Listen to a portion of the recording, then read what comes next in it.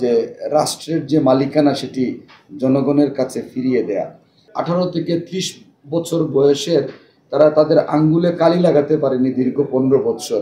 রক্ত দিয়েছে, শ্রম দিয়েছে, ঘাম দিয়েছে, যারা কারান্তরীণ হয়েছে, পঙ্গুত্ব বরণ করেছে, শহীদ হয়েছে, গুম হয়েছে, তাদের প্রত্যাশা তো সংস্কার ছিল না।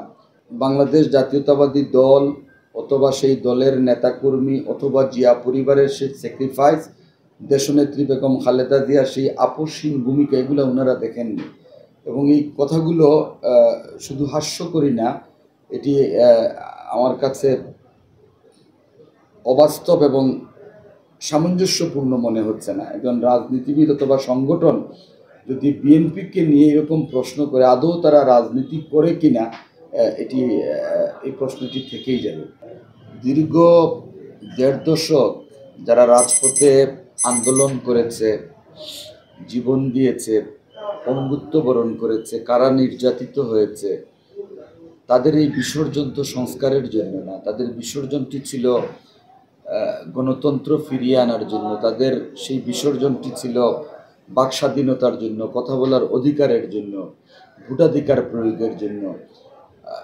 সো দীর্ঘ 1.5 দশকের একটি আন্দোলনের ফলশ্রুতিতে ছাত্র জনতার গণ অভ্যুত্থানের মাধ্যমে যে দেশটি আমরা পেয়েছি, সেখানে মানুষের যে প্রত্যাশা ছিল, মানুষ যে আকাঙ্ক্ষা, যে স্বপ্ন অথবা প্রত্যাশা থেকে আমাদের দলের ভারপ্রাপ্ত চেয়ারম্যান জনাব তারেক রহমানের উপর বিশ্বাস এবং আস্থা রেখে বাংলাদেশের মানুষ যে সংগ্রাম করেছিল, সেটির মূল উদ্দেশ্য হচ্ছে যে রাষ্ট্রের যে মালিকানা সেটি জনগণের কাছে ফিরিয়ে দেয়া। এবং মূল যে উদ্দেশ্য ছিল সেটি হচ্ছে যে মানুষ তার ভোটাধিকার প্রয়োগের মাধ্যমে একটি গণতান্ত্রিক সরকার এবং জনগণের সরকার প্রতিষ্ঠিত করা।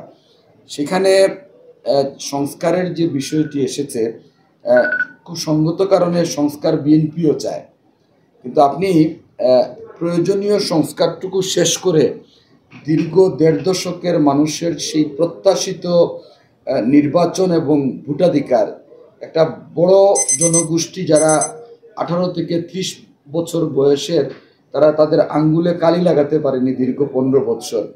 তারা অপেক্ষায় আছে যে কবে তারা তাদের ভোটাধিকার প্রয়োগের মাধ্যমে তাদের প্রতিনিধি নির্বাচন করবে। সেখানে আপনি সংস্কারের কথা বলে বছরের পর বছর পার করে দেবেন, এটি তো জনগণ মানবে না। যারা রক্ত দিয়েছে, শ্রম দিয়েছে, ঘাম দিয়েছে, যারা কারান্তরীণ হয়েছে, পঙ্গুত্ব বরণ করেছে, শহীদ হয়েছে, গুম হয়েছে, তাদের প্রত্যাশা তো সংস্কার ছিল না।